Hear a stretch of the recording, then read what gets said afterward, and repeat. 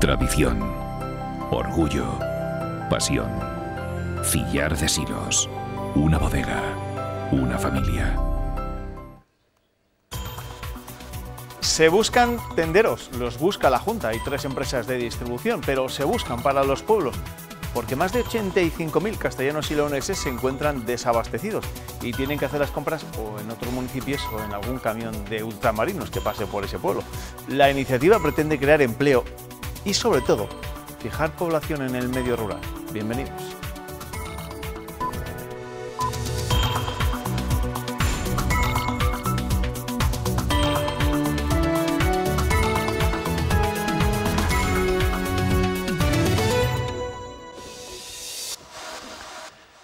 Los protagonistas de nuestra imagen del día son todos aquellos emprendedores dispuestos a abrir una tienda en cualquiera de los más de 700 pueblos que en Castilla y León no la tienen. Los busca la Junta en colaboración con 3 empresas de distribución. La consejera de Economía y Hacienda defiende que para la vida en muchos pequeños pueblos es tan importante contar con un médico y una farmacia como con una tienda. Algo tan sencillo como ir a comprar un paquete de macarrones es imposible para 86.000 castellanos y leoneses. En muchos de los municipios de nuestra comunidad autónoma apenas existe ni siquiera una tienda donde puedan comprar la gente que vive allí los productos de primera necesidad. En concreto, en 733 localidades, pero este grupo de empresas de distribución comercial se ha propuesto acabar con eso. Sabemos que hay mucha desertización de la zona rural. Bueno, pues de la gente que se va hacia la ciudad y, entre otras cosas, porque no tienen servicios. Y lo que buscan son emprendedores, personas que se hagan cargo de la tienda de alimentación del pueblo. Nos hace falta un emprendedor con ganas, lo demás lo ponemos nosotros, el producto, la formación, el sistema informático, es decir, tenemos todos los medios para que ayudar a esos emprendedores. En estos establecimientos también tendrían cabida los proveedores locales. El compromiso es que en los pueblos no se venda más caro por esas dificultades que a veces tiene el transporte de lo que se está vendiendo en las ciudades. La Consejería de Economía subvenciona hasta el 80% de lo que un emprendedor pueda invertir en un nuevo establecimiento. Lo que busca el Grupo de Trabajo sobre Despoblación y Envejecimiento de los Parlamentos Regionales de Europa es definir una estrategia que haga frente a ese cambio demográfico, teniendo en cuenta las potencialidades de cada territorio y que se pueda financiar con fondos europeos. De ello han hablado en esta jornada celebrada en Ávila, en Arévalo, y que ha sido inaugurada por la presidenta de ese Grupo de Trabajo y también presidenta de las Cortes, por Silvia Clemente. Y ahí es donde de verdad hemos obtenido una respuesta concreta para tener financiación, que es incluir la despoblación para apoyar proyectos de inversión con cargo a los fondos estructurales.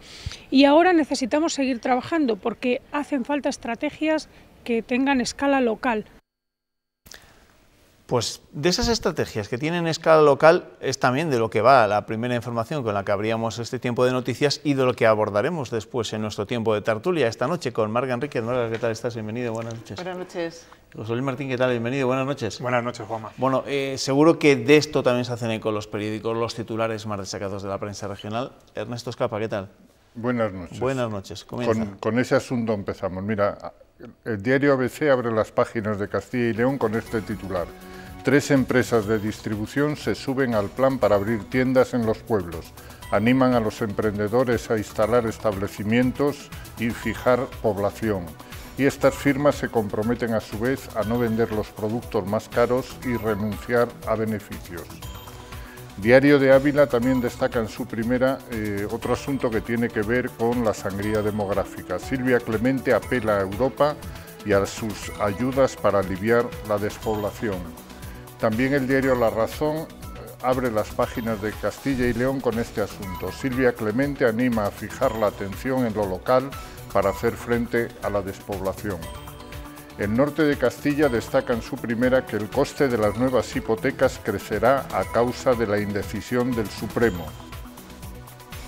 Y Diario de Burgos señala un conflicto. Comisiones Obreras acusa a la avícola de fraude al reabrir el matadero tras echar a toda su plantilla. La cooperativa está valorando opciones de alquiler y se desvincula de la selección de 30 personas por una empresa de trabajo temporal.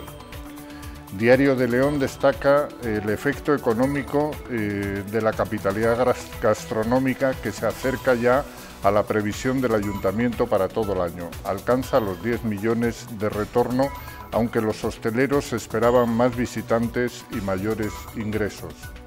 Diario Palentino destaca los trofeos de la Cámara de Comercio, que premia a SMP, líder europeo de componentes plásticos, a las Edades del Hombre y su exposición Mons Dei, que consiguen el galardón de especial relevancia, y a Lucio Asador, que se lleva el de turismo.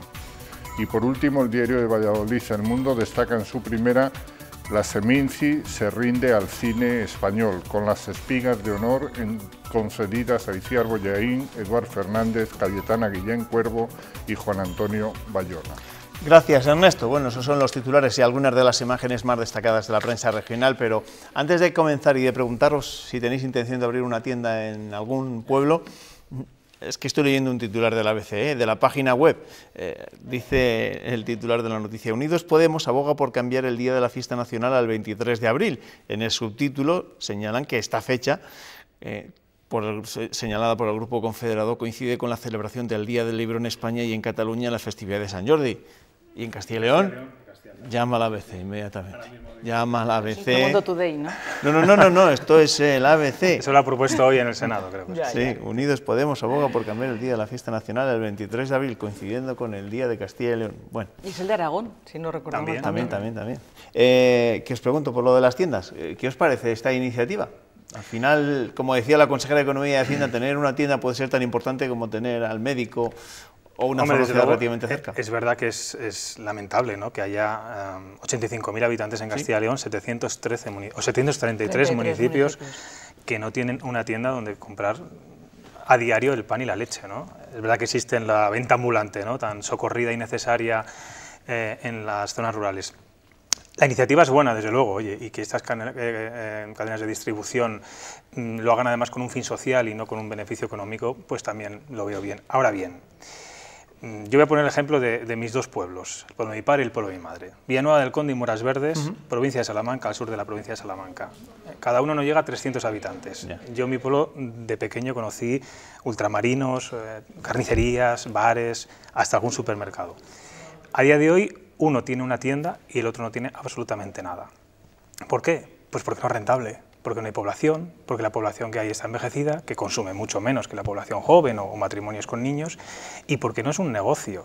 Entonces, está muy bien, desde luego, y creo que este tipo de iniciativas, oye, si se consigue que se abran pequeñas tiendas en algún municipio de estos, fija población, fija riqueza, fija empleo.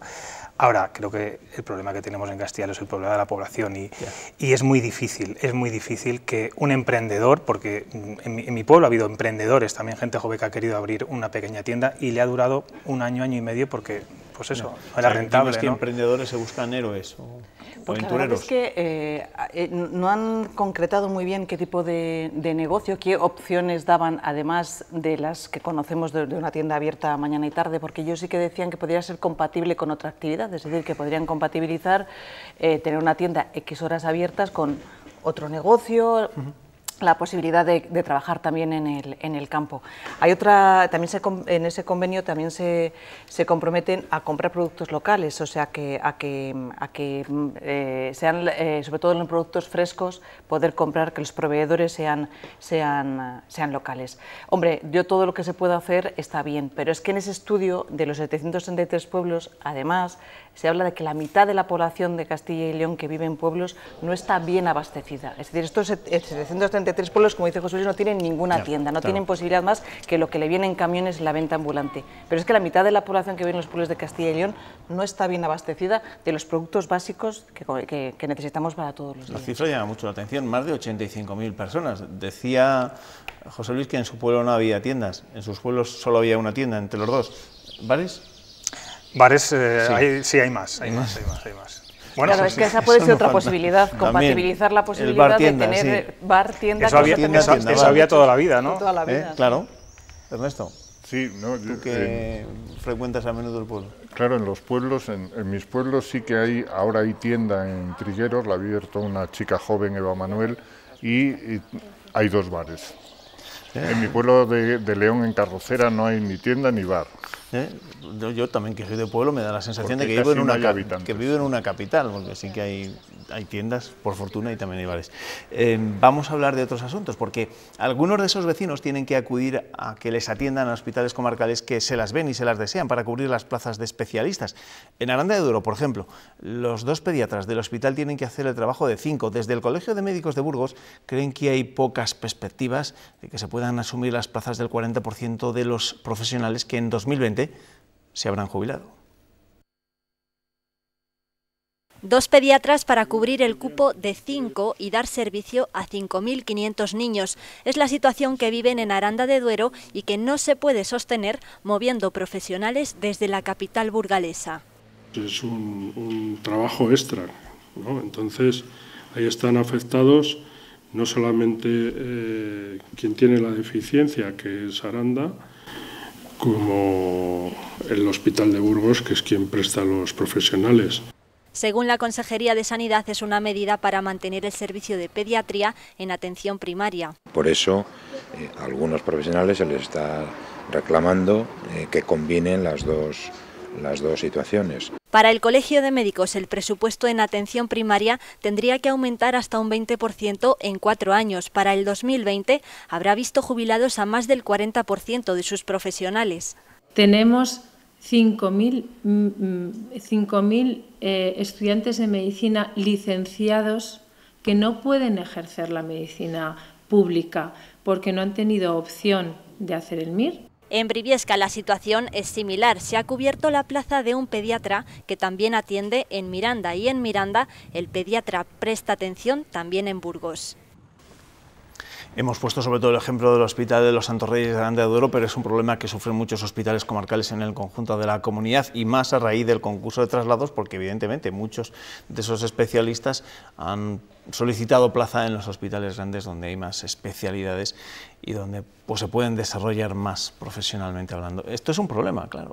¿Y cómo se le puede poner solución? Hay un déficit de médicos en España. Castilla y León quizá no es de las comunidades que peor estén situadas, no así quizá en médicos de atención primaria y pediatras, pero hay una doble circunstancia, y es que los médicos no quieren irse a las zonas rurales, y a raíz de este concurso de traslado hemos visto que los especialistas tampoco quieren estar en los hospitales comarcales, se quieren ir a los hospitales provinciales. El caso del Hospital de Aranda, creo que son 14 especialistas que de golpe y porrazo se han trasladado, entiendo que al Hospital de Burgos o a hospitales de otras capitales de provincia.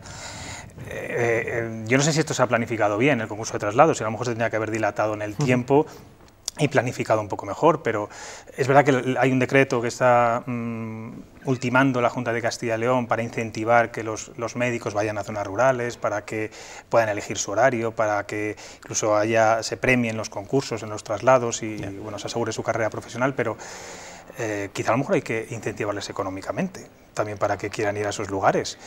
A mí me ha sorprendido desde luego que ya no quieran ni siquiera vivir en ciudades, porque son ciudades. Aranda de Duero es una localidad que tiene 32.000 habitantes, pero es que el hospital además digamos da servicio a 60.000 pacientes. Sí, sí, sí.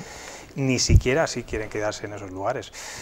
Bueno, pues tenemos un problema grave. Desde luego Yo creo que se apuntan dos cosas. Por una parte, los recortes tan brutales que hubo económicos y que dejó a 5.000 estudiantes o licenciados en medicina que dicen en Burgos sin posibilidad de hacer el MIR, lo cual ahora mismo es dramático. Estamos pagando esos recortes tan impresionantes que hubo, sobre todo en sanidad. Y luego, por otra parte, que la gente joven se agarra a lo que hay, y lo que hay, si es un hospital en Aranda de Duero, pues perfecto, empieza a trabajar ahí, pero cuando tiene posibilidades con un concurso de traslados de formarse junto a especialistas mejor formados o más especialistas, no digo mejor formados, digo más cantidad de especialistas, pues se va a un hospital grande. Nos pasa en Aranda con Burgos y nos pasa también en Castilla y León con muchos hospitales de Madrid, que hay muchísima fuga de médicos cuando tienen posibilidades de ir a hospitales de Madrid. Y el mejor incentivo para los médicos y para las enfermeras que se queden aquí es hacerles contratos en condiciones. Si siguen haciéndole contrato de un día o de una semana, obviamente se van a marchar a sitios donde le hagan contratos de 6 meses. También es verdad que este concurso de traslado hacía 8 años que no se convocaba. Sí. Y también hay gente que se quiere mover de algunos sitios, también tienen derecho a ello. No, había mucha gente pendiente de este concurso de traslados precisamente. La política nacional, pues la política nacional también se ha visto comprometida por el asesinato del periodista Khashoggi en la Embajada de Arabia Saudí en Turquía, en Estambul. Sus restos han sido encontrados en el jardín de la vivienda del cónsul. El caso ha puesto a las democracias occidentales ante sus contradicciones. También España, donde hoy PSOE, PP y Ciudadanos han avalado seguir vendiendo armas a Arabia Saudí contra el criterio de los socios del presidente del gobierno. El presidente turco es tajante. El asesinato del periodista saudí Jamal Khashoggi estaba planeado. Todo apunta a algo salvaje y violento, ha asegurado Erdogan, quien ha reclamado que todos los detenidos sean juzgados en Turquía. Injustificable. Así ha definido un ministro saudí la brutal muerte del periodista crítico con su gobierno, el mismo que ha cambiado de versión constantemente desde que el pasado 2 de octubre Khashoggi desapareciera después de entrar en el consulado de Arabia Saudí en Estambul. Sus restos, ha adelantado Sky News, han aparecido en el jardín del cónsul. No estoy satisfecho con lo que he escuchado hasta ahora, ha dicho Donald Trump, quien de momento no carga contra un país considerado amigo. Este miércoles Pedro Sánchez explicará la posición de España, aunque el Congreso, con el sí de PSOE y PP y la abstención de Ciudadanos, ha dicho no a romper cualquier acuerdo. Se rechaza. Como país no tenemos que anticipar lo que vaya a ser una respuesta colectiva que podamos dar como Unión Europea. Debemos ser lo suficientemente responsables para actuar desde la seriedad. No piensa lo mismo Podemos. Sí a los astilleros, no a vender armas a Arabia Saudí. Porque el temor sigue siendo que cualquier movimiento altere los millonarios encargos de Arabia Saudí a los astilleros españoles de Navantia. Lo cierto es que las noticias que se van conociendo sobre este caso provocan escalofríos, sobre todo si nos ponemos a pensar en lo que será capaz de hacer el régimen saudí en su país, donde la comunidad internacional no tiene principios sino solo intereses. Antes de dar la palabra a los tertulianos, quiero conocer a Chema Nieto, o quiero conocer si Chema Nieto es partidario o no de esa venta de armas. No puedo pegar ojo, Juan. No sé qué problema hay en venderles armas a los saudíes si para tratar con los periodistas los saudíes utilizan cosas mucho más sencillas que una fragata. Ay, periodistas. Hasta mañana, periodista. Y pórtate bien, que no son horas. No son horas. Sí, pues por la parte que nos toca, ese precisamente es el mensaje del régimen saudí, ¿no? Si no te portas bien, si eres un poco crítico con el régimen, ya sabes lo que te espera. Bueno, menudo papelón, ¿no?, que tienen que hacer las democracias occidentales ante en este caso, ¿no? Lo que pasa es que parece o los principios o los negocios. Que han descubierto ahora que esto estaba ocurriendo en Arabia Saudí. Parece que nos hemos despertado todos que ahora tan mismo. Burdo y tan... Porque ha ocurrido fuera de su país, ha ocurrido, estaba comentándole a José Luis, frente al gran hermano en el que vivimos, porque excepto las imágenes quizás de la tortura que han reconocido, el accidente que han reconocido, está todo grabado, cómo entraba, cómo salía. Ahora ha aparecido el coche, parece que restos de él. Bueno, pues las democracias europeas se escudan unas en las otras para dar una respuesta conjunta, pero todo el mundo tiene intereses económicos en Arabia Saudí. Mira lo que pasó con la amenaza de la ministra de Defensa y lo que puede pasar en Navantia. Que es la única que va a quedar bien en todo esto, porque ya era partidaria de anular ese envío de las bombas a Arabia Saudí. Sí, lo que pasa es que incluso la candidata del PSOE en las elecciones andaluzas hoy se ha mostrado mucho más que tibia a la hora de valorar la posibilidad de dejar de vender armas, porque inmediatamente Arabia Saudí va a dejar de encargar los barcos que tiene encargados. Bueno, que también son en cierto modo armas, o sea que las corbetas no son para ir a pescar, ¿no? O sea que... Hombre, las corbetas son corbetas y son armas, igual que lo son los Eurofighter y las bombas y las minas. Es verdad que es muy difícil mantener ese equilibrio entre ese rechazo a Riad, la condena al periodista Khashoggi y los intereses económicos de España. Estamos hablando de 1.800 millones, de 6.000 empleos, los astilleros de Ferrol y de Cádiz. Vamos a ver qué ocurre mañana. Yo creo que la diplomacia también está en que Pedro Sánchez sea enérgico a la hora de condenar este asesinato. Yo todavía no lo he escuchado. Decían hoy en el Senado que seguramente mañana endurecerá su discurso condenando este asesinato, incluso a lo mejor poniendo límites o trastocando un poco la ley para que el uso de indebido de estas armas, bueno, pues, pero lo que estábamos diciendo, estas son armas que van a matar y van a ciertas guerras, ¿no? Entonces, bueno, vamos a ver qué ocurre, pero es verdad que lo que decía Marga, lo descubrimos ahora, nos damos cuenta ahora. Es muy fácil que Alemania proponga esto, porque Alemania no depende tanto de estos convenios económicos con Arabia Saudí como si depende España, Reino Unido, Estados Unidos, Francia. Bueno, vamos a ver qué ocurre, pero es verdad que desde un punto de vista ético incomoda, pero desde un punto de vista económico... Bueno, también está el Talgo, que están construyendo el AVE allí, que también ahí no solamente son intereses de los barcos, son también otros intereses económicos muy importantes. Hay muchos intereses, pero yo lo que decía al principio, al final tu paisana, Margarita Robles, es la única que igual puede salir... Sí, no, resumiendo, de mantener principios. Lo que pasa es que reaccionamos cuando matan y despedazan al periodista, pero cuando están matando yemeníes sin ningún control y sin ningún problema, nadie les pone reparos. Bueno, pues esta es una situación, la verdad es que bastante comprometedora, ¿no? Y mañana Pedro Sánchez, como recordaba José Luis, tendrá que volver a hablar de este asunto tan incómodo en esa sesión de control al Gobierno en el Congreso. En la víspera, Sánchez ha tenido que volver a pasar por el trago amargo de su tesis en el Senado. El presidente del Gobierno y el portavoz del PP en la Cámara Alta se han enzarzado en una pelea precisamente de títulos. Personas que han desempeñado responsabilidades ministeriales y a las que se les ha descubierto que han plagiado una tesis, lo que han hecho ha sido dimitir. Mire, ¿por qué no se aplica a usted lo que pide para los demás? ¿Por qué no hace pública su tesis? ¿Cómo es posible que en el tribunal tenga usted miembros del Partido Popular, significados miembros del Partido Popular? ¿Y cómo es posible, señor consejero, pero no solamente a mí, explíqueselo al conjunto del país, que defendiera su tesis el 1 de enero? Eso, negociar los presupuestos del Estado en una cárcel, no es regeneración política, eso es una vergüenza democrática. Es que regenerar la vida democrática no es rebajar la calidad de las instituciones al bajo nivel al cual ustedes están ejerciendo la oposición. Bueno, luego os pediré opinión acerca de algunos de los asuntos que se han abordado en ese pleno del Senado, porque en el Congreso también hoy se ha dado el primer paso para eliminar el delito de injurias a la corona. La propuesta de Unidos Podemos ha contado con el voto de PSOE y de los nacionalistas vascos y catalanes. Esa iniciativa también quiere que dejen de ser delitos el enaltecimiento del terrorismo y la ofensa a los sentimientos religiosos. Los populares reclaman al Gobierno que no presione a la justicia con sus declaraciones públicas. Lo que hacen es convertirse en cómplices del proceso independentista. PDeCAT y Esquerra han acusado al PP de inventar realidades paralelas para meter en la cárcel a los líderes independentistas o de presionar al Supremo para paralizar la sentencia del impuesto de las hipotecas. Todo el mundo sabe que aquella noche, hace 2 días, según quién llamó a según quién para paralizar esto. Y con esta proposición no de ley, usted nos pone negro sobre blanco las prácticas del Partido Popular. Los socialistas han pedido respeto para una carrera judicial que dicen está en forma. No se amilana con tanta facilidad, no es tan frágil.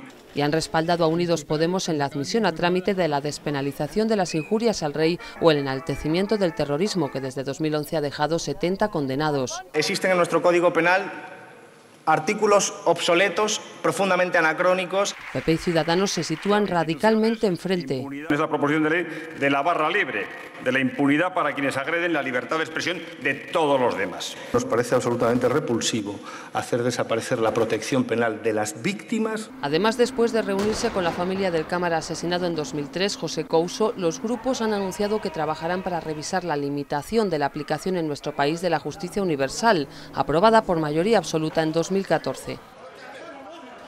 Bueno, a ver, ¿por qué queréis empezar? En torno al rifirrafe que hemos escuchado precisamente en la sesión de control en el Senado, Pedro Sánchez, no lo hemos oído en ese cruce de totales, pero Pedro Sánchez ha llegado a decir también que todo lo que hago es ilegal, inmoral y engorda. Es una réplica que ha hecho al portavoz del Partido Popular en el Senado, Ignacio Cosidó, después de cómo está creciendo la crispación en nuestro país en los últimos tiempos. Yo creo que deberían de buscar ya portavoces que no hayan hecho tesis, que no hayan hecho trabajos fin de grado y que hayan aprobado la carrera como la hemos aprobado los demás, así, vamos, porque es que... Pelona. Es que, en fin, así no vamos a acabar de ninguna forma. Es que sí. Claro, que le pongan a criticarle una tesis a alguien que la ha defendido el 1 de enero, en fin... No, pero Marga, te digo una cosa, lo del 1 de enero tiene trampa. Lo de 1 de enero se ha explicado después en el Senado. El sistema Teseo debe hacerlo así, de forma automática, va presentando las tesis según los días, ¿no? De hecho, Carmen Calvo, que también criticó la tesis del señor Cosidó, también la tiene publicada el 1 de enero. O sea que, bueno, cuidado con estas cosas. Publicada, otra cosa es defendida, ¿eh? No, él dice que publicada el 1 de enero. Pero Pedro Sánchez dice, ¿defendió usted la tesis el 1 de enero? Yo juraría que ha dicho publicada, pero bueno, en cualquier caso, tiene bemoles que sea Pedro Sánchez, el político en activo más cuestionado por su tesis o su plagio de tesis, el que acuse a Ignacio Cosidó de irregularidades en su tesis. Hombre, pero pero Marga, pueden elegir a cualquiera, que lo haga un miembro del gobierno, que lo haga un miembro del Partido Socialista, pero él, precisamente él, cargado de irregularidades, como hemos publicado en mi periódico y en muchos otros más. Pero está criticándole a alguien, José Luis, que tenía miembros del Partido Popular en el tribunal de su tesis. ¿Y cómo era el tribunal de la tesis de Pedro Sánchez? ¿Lo recuerdas cómo era? Sí, pero es que, claro, está hablando, pues te estoy diciendo, le han puesto enfrente a alguien es verdad que no puede, o sea, a quien le puede rebatir. Si yo no estoy, seguramente hay irregularidades también la de Cosidó, pero que sea precisamente Pedro Sánchez, en vez de comparecer en el Congreso y en el Senado, el que ataque de esta forma. No tiene a nadie pelón, como dices tú, el Partido Popular para va a tener que atacar a la tesis. Porque se va a aprobar, se va a poner en marcha una comisión de investigación, aunque creo que va a comenzar a funcionar allá por el mes de febrero, una comisión de investigación sobre la tesis de Pedro Sánchez. Pero os quiero preguntar por esa negociación de los presupuestos, porque en los últimos tiempos hemos visto sobre todo a Pablo Iglesias, que es el más interesado, si tenemos en cuenta su frenética agenda de reuniones con los nacionalistas y los independentistas. ¿Les dais alguna opción a estos presupuestos? Y sobre todo, ¿qué papel creéis que está desempeñando en estos momentos Pablo Iglesias? ¿Es o no es el representante del gobierno en este caso? Hombre, yo no conozco a nadie del gobierno ni de la Moncloa que haya desautorizado este periplo de Pablo Iglesias con los nacionalistas. De momento no lo conozco. Sí que parece que se desmarcan, que dicen que no es la voz del gobierno, pero nadie la ha desautorizado. ¿Qué ha conseguido Pablo Iglesias? Pues en pocos días ha dado una legitimidad y ha dado un carácter institucional y político al señor Junqueras, que está en prisión, y al señor Puigdemont, que está huido, exiliado y que encima estaba casi diluido, ¿no? Y le ha dado ahora un protagonismo, en fin, que no se merece. Y desde luego que yo creo que Sánchez sí que hay un acuerdo con Iglesias por el cual el representante de Podemos está haciendo el trabajo sucio que no se atreve a hacer Sánchez porque no le interesa. Ahora todo esto tiene consecuencias. Y una muy importante, y yo creo que tenía que mirarse el Partido Socialista, es que estamos en un momento en el que se confunde la marca PSOE con la marca Podemos.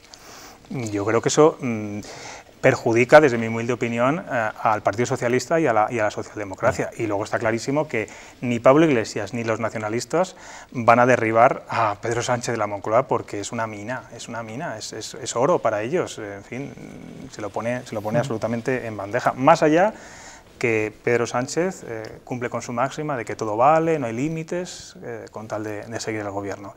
Es tremendo que se esté negociando los presupuestos generales del Estado con los que quieren destruir España. Marca, ¿tu opinión sobre Pues es que yo lo que los creo presupuestos? que Pablo Iglesias está muy interesado en defender esos presupuestos porque él ha renunciado a muchas de las propuestas de Podemos en esos presupuestos. Yo creo que está interesado en que se hagan adelante porque si no sería un fracaso para él dentro de su propia formación política. Los resultados en las encuestas no le son muy favorables y yo creo que sí que le puede interesar que esos presupuestos, ese pacto salga adelante porque puede ser el mal menor, yo creo, en este momento. Pero ¿le dais opción a que salga adelante ese pacto, tal y como se han puesto desde el PDeCAT y desde Esquerra Republicana? Bueno, primero hay que esperar a ver qué dice Europa porque Europa ha tirado para atrás los presupuestos italianos, bueno, con lo cual... no sé, ¿no? De momento, la ministra de Hacienda o de Economía, no recuerdo muy bien, se va a reunir con el Partido Nacionalista Vasco en breve, que es lo que tenía que haber hecho desde el primer momento. Bueno, pero el PNV no parece que sea ningún problema. No lo es, pero bueno, en fin... Bueno, yo desde luego que creo que el interlocutor elegido no es el más válido. Veremos cómo evoluciona este tema, porque estos asuntos que marcan la actualidad nacional han protagonizado un debate que muestra de forma nítida las diferencias entre el PP de Rajoy y el PP de Pablo Casado. El nuevo presidente de los populares ha reflexionado con el expresidente del gobierno, José María Aznar, sobre la situación del país. Ha sido en la presentación del último libro de Aznar, donde los dos han hablado de Cataluña y de Constitución. Los golpistas no solamente están en las instituciones, sino que además condicionan el gobierno de España y donde el golpe, un golpe de Estado, continúa produciéndose de manera cotidiana y mientras eso no se resuelva. Por tanto, ahora mismo yo creo que la Constitución es lo que frena la ruptura, que no es inocua.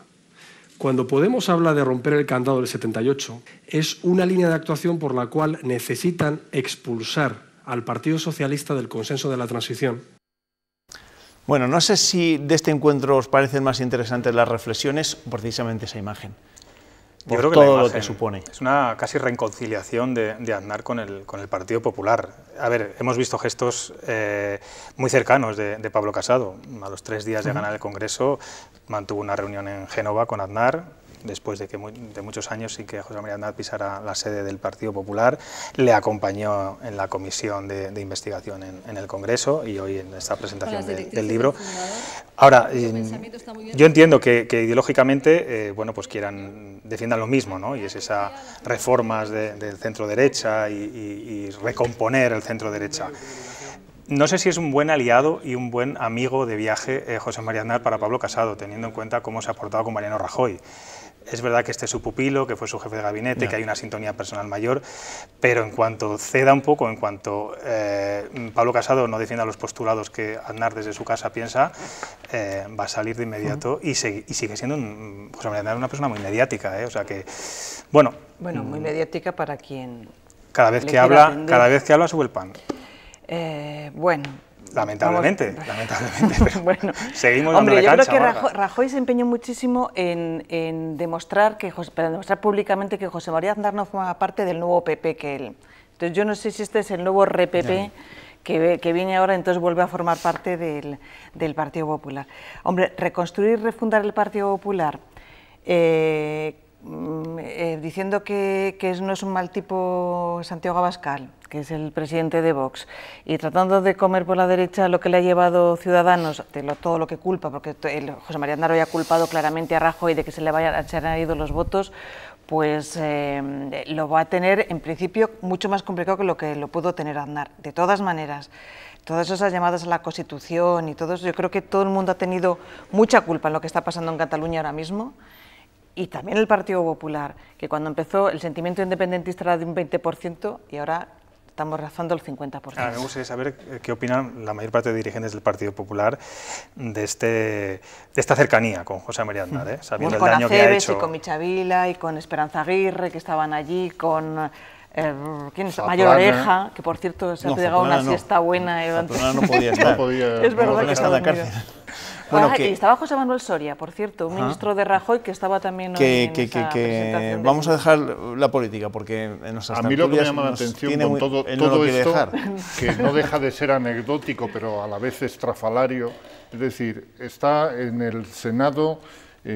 Cosidó interroga sobre la tesis de Pedro Sánchez y Pedro Sánchez sobre la de Cosidó, pero de repente con la actuación de Luis Mari Díez Picazo hemos sabido que la nueva ley hipotecaria lleva una demora, un retraso de 2 años y medio ya en el Parlamento. En eso no trabaja nadie, es decir, eso no preocupa absolutamente a nadie, a pesar de que ya existe un requerimiento por parte del Fondo Monetario Internacional de que actualicen la norma y que se pongan a trabajar en ello. Pues espérate a ver si tenemos que volver a rescatar a los bancos, si tienen que hacer frente al No te preocupes, Marga, que pagaremos más hipoteca y pagaremos... Sí, eso seguro. Bueno, que vamos a dejar esos temas, porque las últimas imágenes de nuestra tertulia son más propias de algún concurso de habilidad al volante, de un conductor temerario o de una pareja fogosa. Bueno, Juanma. El caso es que les han pillado así, ya lo ves, como ven, en plena faena, mientras circulaban por la AP6, en la provincia de Segovia. El desahogo les puede salir caro, porque la Guardia Civil ya les ha cogido la matrícula y se enfrentan a una multa de 500 euros por no estar pendientes de lo que tienen que estar cuando conducen. ¿Cómo llegarían al peaje, no? Son de Madrid, de todas maneras. Bueno, si son de Madrid, entonces a nosotros que no nos pregunten nada. Gracias, Marga, gracias, José Luis, nos vemos. Ernesto. Hasta mañana. Aquí te espero mañana. Y a ustedes también, pero les espero antes, en un par de minutos, después de la publicidad. Hasta luego.